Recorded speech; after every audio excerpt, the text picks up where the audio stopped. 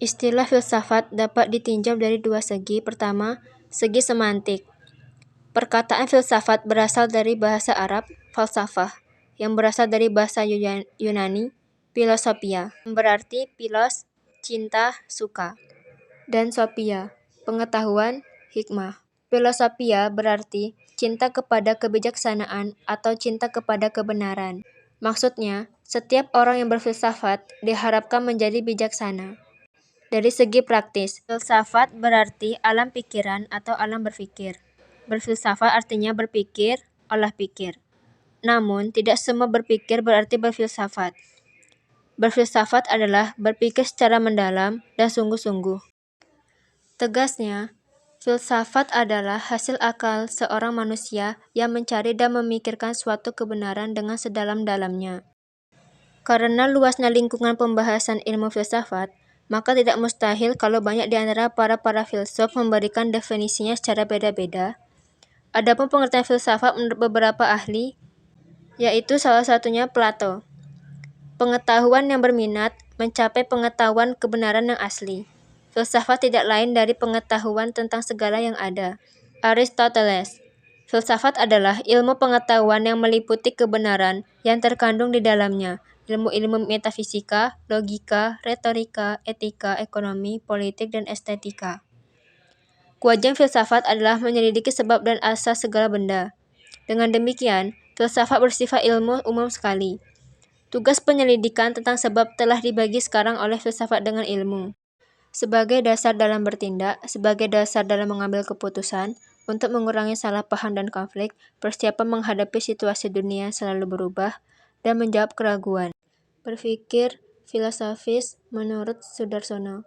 Pertama, metodis, yaitu menggunakan metode dan cara yang lazim digunakan oleh filsuf atau ahli filsafat dalam proses berpikir. Sistematis, berpikir dalam suatu keterkaitan antara unsur-unsur dalam suatu keseluruhan sehingga tersusun suatu pola pemikir filosofis. Koheren, di antara unsur-unsur yang dipikirkan tidak terjadi sesuatu yang bertentangan dan tersusun secara logis. Rasional, mendasarkan kepada kaidah berpikir yang benar dan logis sesuai dengan kaidah logika. Komprehensif, berpikir tentang sesuatu dari berbagai sudut pandang, multidimensia. Radikal, berpikir secara mendalam sampai ke akar-akarnya, atau sampai pada tingkatan esensi yang sedalam-dalamnya. Universal, muatan kebenarannya bersifat universal, mengarah pada realitas kehidupan manusia secara keseluruhan.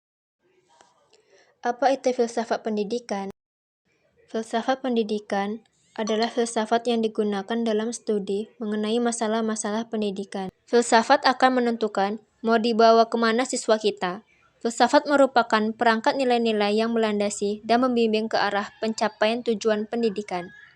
Oleh sebab itu, filsafat yang dianut oleh suatu bangsa atau kelompok masyarakat tertentu, atau yang dianut oleh perorangan, dalam hal ini dosen ataupun guru, akan sangat mempengaruhi tujuan pendidikan yang ingin dicapai. Apa yang menjadi persoalan filsafat? Pada awalnya, timbulnya persoalan filsafat oleh para filsuf adalah ketika manusia kagum dan heran terhadap peristiwa dan gejala-gejala alam, seperti gravitasi, gempa bumi, tsunami, hujan, melihat laut yang luas, dan gejala alam lainnya. Pada saat manusia kagum dan heran, berarti pada saat itu ia tidak tahu dan menjadi persoalan baginya. Apabila ingin tahu mengapa itu terjadi, maka dibutuhkan refleksi. Misalnya pada pertengahan tahun 2010, pada siang hari, kita melihat sebuah fenomena menakjubkan, matahari cincin. Saat itu kita menjadikannya sebuah persoalan. Mengapa kita menjadikannya sebagai persoalan? Karena kita tidak tahu apa jawaban dari fenomena yang terjadi pada matahari itu. Sederhananya, kita telah mempersoalkan fenomena itu secara filsafat. Persoalan filsafat memiliki ciri-ciri sebagai berikut, bersifat sangat umum, tidak menyangkut fakta, bersangkutan dengan nilai-nilai, bersifat kritis, bersifat sinoptik, dan bersifat implikatif. Bagaimana berpikir secara kefilsafatan?